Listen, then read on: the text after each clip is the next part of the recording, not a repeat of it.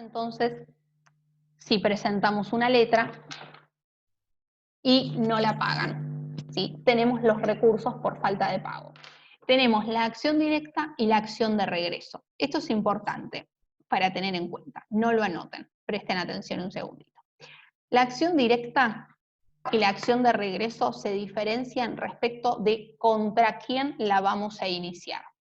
¿Contra quién? No anoten. Veo algunos que bajan la vista, no anoten, los voy a empezar a nombrar a los que están. Sí, que se sonríe la alumna. Voy a decir que es una alumna que se sonríe de remera blanca. No lo anoten. Después, si lo quieren anotar, lo vuelvo a repetir, o si no, van al manual, acá lo tienen. Quiero que hagamos que razonemos juntos esto. La acción directa o la acción de regreso, para saber cuál va una y cuál va la otra, es contra quién la tengo que iniciar. Tenemos un obligado principal y tenemos obligados de regreso, ¿sí? De ahí vienen, obligado principal y obligados de regreso. Entonces subo acá. ¿Cuál es el obligado principal al pago de esta letra de cambio? Ahí pueden habilitar audio. El girado. El girado aceptante. Recuerden agregarle la palabrita aceptante en letra de cambio. El girado aceptante, una vez que aceptó. El girado aceptante es el obligado al pago. Es contra quien vamos a tener la acción directa, ¿sí? Y la acción de regreso la vamos a tener contra el resto de los obligados. El resto de los obligados va a ser el librador, y si hubiese endosantes y sus avalistas, ¿sí? Si el obligado principal tiene avalistas, entonces la acción directa es contra el obligado principal y su avalista. El avalista siempre sigue la suerte de su principal, ¿sí? Porque es accesoria a la obligación. Entonces acá, vamos, de vuelta acá, los dos tipos de acción. Acción directa contra el obligado principal. ¿Quién es el obligado principal en la letra de cambio? El girado aceptante. Y en la acción de regreso son todos los otros que intervinieron y firmaron, ¿sí? Salvo los avalistas del obligado principal, ¿no? Pero es el suscriptor, el librador, los endosantes y sus avalistas. Acción de regreso, son los dos tipos de acciones que tenemos. Y estas acciones, como hemos visto, tienen una prescripción. La prescripción de la acción directa es de 3 años. A los 3 años prescribe la acción directa. Y la acción de regreso prescribe al año. ¿Sí? Reitero, la acción directa prescribe a los 3 años. ¿Desde cuándo se cuentan los años? Porque cuando nosotros estamos estudiando una acción, un instituto que nos permite accionar y tener un recurso por la falta de pago, decimos, bueno, a ver, ¿esto tiene una prescripción? Sí. La prescripción de la acción directa, ¿de cuántos años es? 3 años. ¿O de cuánto tiempo es? 3 años. Bien, la segunda pregunta que se tienen que hacer es, ¿y desde cuándo se cuenta? Porque eso quizás como alumnos no se la hacen, como abogados se la van a hacer a diario esta pregunta. Me traen, era de 3 años, pero ¿desde cuándo? Es tan importante el desde cuándo como cuánto. ¿Sí? Saber cuánto tiempo es la prescripción es tan importante como saber y desde cuándo lo cuento, porque eso me varía un montón, ¿sí? Y nos pueden llevar a soluciones equivocadas. En la acción directa se cuenta desde la fecha, desde que venció, desde el vencimiento de la letra. Desde el vencimiento de la letra. ¿Se acuerdan los 4 tipos de vencimiento? Desde que se produjo el vencimiento, comienza a contar el cómputo del plazo de los 3 años de la acción directa. Y de la acción de regreso, es desde el vencimiento o desde que se elaboró el protesto notarial, que ahora vamos a ver qué es. Es decir, si teníamos obligación de hacer protesto notarial, la acción de regreso se cuenta desde el protesto notarial. El plazo de prescripción de la acción de regreso se cuenta desde que se elaboró el protesto notarial. Y si no había que hacer protesto notarial, desde la fecha de vencimiento. El protesto, y por qué les pongo notarial entre paréntesis, en el decreto ley van a ver que se menciona el protesto bancario y el protesto notarial. El único que está reglamentado es el protesto notarial, es decir, mejor dicho, el protesto bancario nunca se reglamentó. Entonces, el único que se utiliza actualmente es el protesto notarial. ¿Vamos a ver protesto notarial de letra de cambio? No, porque no vemos letras de cambio en la realidad, pero sí vamos a ver muchos protestos notarial de pagaré. Eso sí, se hace.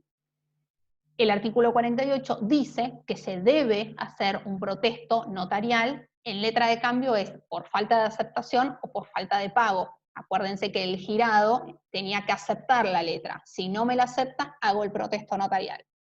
Si me la acepta y cuando voy a cobrar no me la paga, hago el protesto por falta de pago.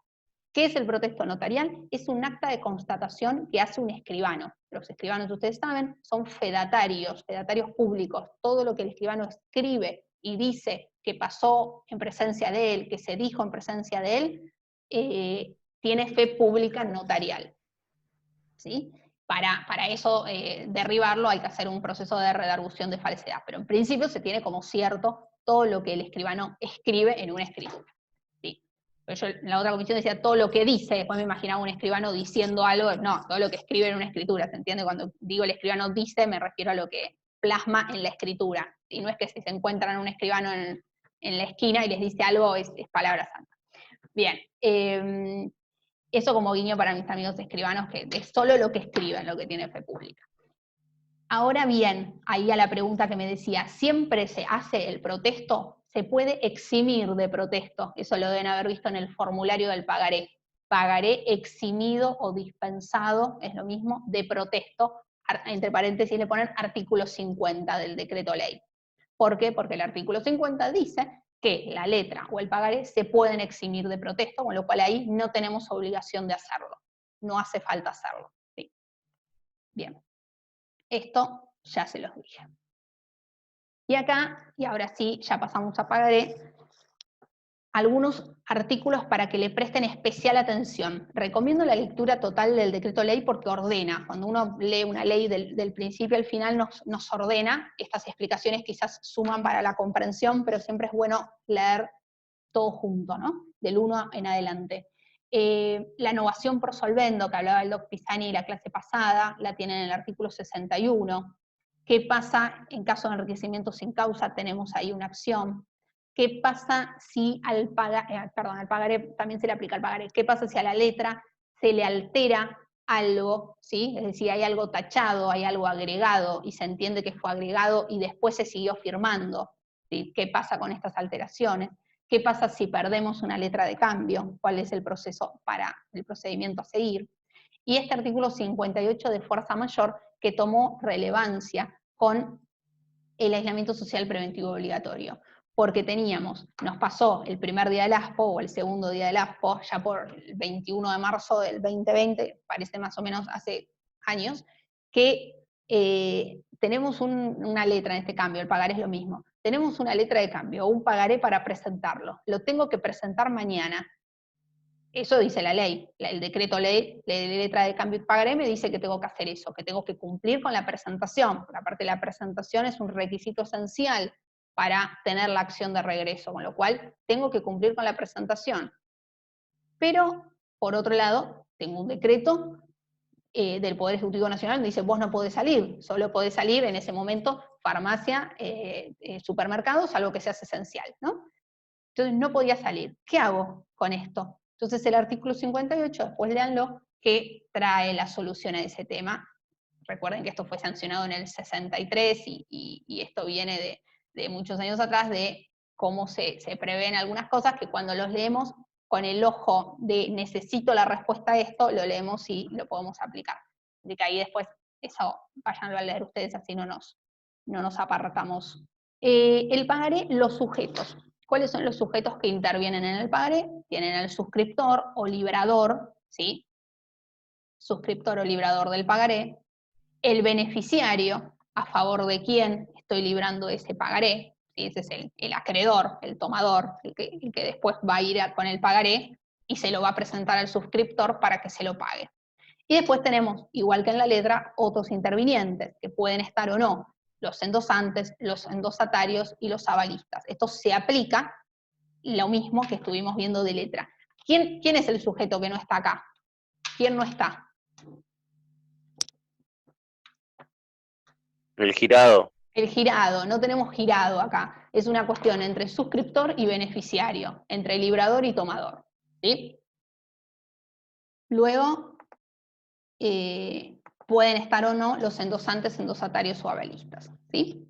Bueno, características de autonomía y el respecto a la responsabilidad solidaria les indiqué los mismos artículos que les mencioné en la letra de cambio para que después los vayan a leer y si hay dudas nos pregunten, son importantes, ¿sí? Pero quiero avanzar en la operatoria del pagaré, después cualquier cosa volvemos. Y en cuanto a los requisitos, esenciales y no esenciales, acá sí nos vamos a detener. ¿Por qué? Porque pagaré sí los van a encontrar en la práctica y en el ejercicio de la profesión. Entonces, es muy importante que sepamos cuáles son los requisitos esenciales y los no esenciales. ¿Por qué? Por varias situaciones. Una, como les adelantaba, ustedes seguramente tomaron un formulario de pagaré para completarlo para la actividad.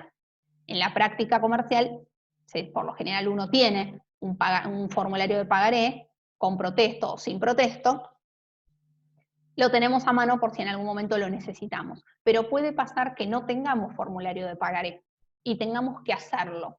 Entonces, si ustedes lo están haciendo, es porque les interesa, son los acreedores, les interesa que ese pagaré tenga todos los efectos de un pagaré. Entonces, para redactarlo, y aún cuando estamos completando el formulario, para saber cuáles son los requisitos que no pueden faltar. Esos son los requisitos esenciales. Y los no esenciales es que si falta alguno de estos requisitos, se suple de otra manera. Es decir, el pagaré sigue siendo pagaré. Pero si llegase a faltar uno de los requisitos esenciales, ese pagaré no es válido como tal. Entonces, en el momento de librar el pagaré, en el momento de que estamos armándolo, si somos los acreedores, nos interesa saber y que cumpla todos los requisitos, para que después no nos vengan a decir que no es un pagaré. Y en otro estadio, donde nos vamos a fijar que sea un pagaré, como acá sí, como deudores, y acá esto es muy práctico, espero no confundirlos con esto, pero como deudores, cuando nos reclaman el pago de un pagaré, ¿sí? Y nosotros somos abogados del deudor, entonces ahí nos vamos a sentar en nuestro estudio, llegó la demanda, con copia del pagaré, y vamos a ir de vuelta al 101 a ver si tiene todos los requisitos esenciales, porque si le falta un requisito esencial, tenemos una bella excepción para oponer, que se llama inhabilidad de título, no importa cómo se llama, pero es para decir, no señor, usted acá me está reclamando un pagaré que no es un pagaré, porque le falta uno de los requisitos esenciales. Fíjense lo importante del 101. ¿Es común encontrar pagarés en una demanda que le faltan requisitos esenciales? Sí, es común. ¿Sí? He planteado varias inhabilidades justamente porque ¿qué le faltaba? ¿Saben qué requisito esencial le faltaba? El beneficiario. ¿A nombre de quién lo estoy librando? ¿Por qué? Porque quien lo hizo quizás lo dejó en blanco para completarlo después y se olvidó de completarlo antes de iniciar la demanda, o quien lo hizo pensó que funcionaba como un cheque, y el cheque puede surgir a la orden, el pagaré no, el pagaré siempre surge a la orden. El cheque puede surgir al portador, el pagaré siempre surge a la orden. Entonces fíjense los errores que podemos cometer cuando pretendemos aplicar, yo esto debe ser como como un cheque, entonces como en el cheque dice tal cosa y se puede hacer, entonces en el pagaré seguramente también, ¿sí? Ejemplo, o sea, es el resultado pérdida de un juicio. Bien, vamos entonces a repasar los requisitos esenciales, 101 y 102, ustedes después lo leen y lo estudian, pero yo se los voy mencionando. El inciso 1, que es uno de los requisitos esenciales, la cláusula a la orden o la denominación del título, pagaré, inserta en el texto del mismo y expresado en el mismo idioma que se está utilizando para su redacción. 2, la promesa pura y simple de pagar una suma determinada, es decir, no se puede condicionar la obligación de pago, pura y simple. ¿Se acuerdan en obligaciones? Diferencia obligaciones pura y simple, obligaciones condicionadas. Tiene que ser una obligación pura y simple para que sea un pagaré, requisito esencial.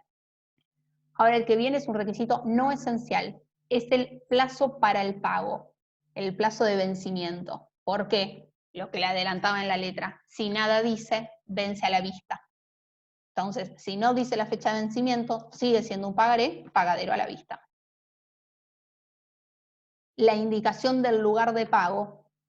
La indicación del lugar de pago tampoco es un requisito, un elemento o un requisito esencial, porque se entiende, sino que es pagadero en el domicilio de creación. Esa solución se las da el 102. Ahora bien, el nombre de a quién fue creado, el beneficiario. Ahí tienen una excepción, que esto fue incorporado hace poquito, tienen una excepción, fíjense, porque esto no está actualizado en el libro, entonces de tomar un decreto ley actual, ¿sí? Porque tuvo modificaciones en el año 2018. Si el pagaré está creado para después cotizar dentro de en los reglamentos de la Comisión Nacional de Valores, ahí no es necesario que se ponga el nombre del beneficiario. Pero los pagaré entre privados, que son quizás los que más vamos a ver en la... Bueno, no, pueden ver de los otros también, pero quiero decir, los que estamos mencionando ahora, estos entre individuales, entre privados, que no van a cotizar en bolsa, tienen que surgir el nombre del beneficiario. La indicación del lugar y fecha de creación es un requisito esencial, y la firma, ¿sí?, del suscriptor, del creador de este título, del suscriptor, la firma es de quien se está obligando al pago. Y también, como agregado en el año 2018, se estableció que esta firma, la hológrafa, si el pagaré es un pagaré electrónico, la firma puede ser hecha por medios electrónicos, cumpliendo con que sea la exteriorización de la voluntad y que sean medios indubitables y que no puedan ser modificados, ¿sí? Sería una firma digital que se puede poner en un pagaré. Esas son las modificaciones que hubo. Entonces tienen los requisitos esenciales y los no esenciales. Esto es importante saber la diferencia entre uno y otro. ¿Por qué? Porque si no, no es un pagaré lo que me estás reclamando. Y si no es un pagaré lo que me estás reclamando, entonces esto es en un juicio, ya estamos en juicio, entonces yo te digo, no te lo pago porque eso no es un pagaré, no corresponde. ¿Sí? Bien, las formas de transmisión y circulación, si lo escribo bien, queda mejor, bueno, quedó. Y circulación, bueno, fueron, ahí está, ahora sí, las que fuimos viendo en la letra, ¿sí? Endosable, no endosable o al portador. ¿Sí? Las formas de vencimiento de pagaré se aplican, por eso yo les puse ahí artículos 103 y 35, porque el 103 nos remite al 35, a la vista, a tantos días de la vista, a día fijo, a tantos días de la fecha. ¿Sí? Bien. En cuanto a los recursos por falta de pago, también tenemos acción directa y también tenemos acción de regreso. Ahora, la acción directa va a ser contra el obligado principal y la acción de regreso contra los que se denominan obligados de regreso. ¿Quién es acá el obligado principal? El suscriptor es el obligado principal, entonces la acción directa la voy a tener contra el suscriptor. Y el resto, los endosantes, si los hubiese, y los avalistas de esto, si los hubiese, entonces va a ser acción de regreso. La prescripción, sepan, les puse acá la prescripción, sepan que es igual que en la letra de cambio, acción directa 3 años, de regreso 1 año.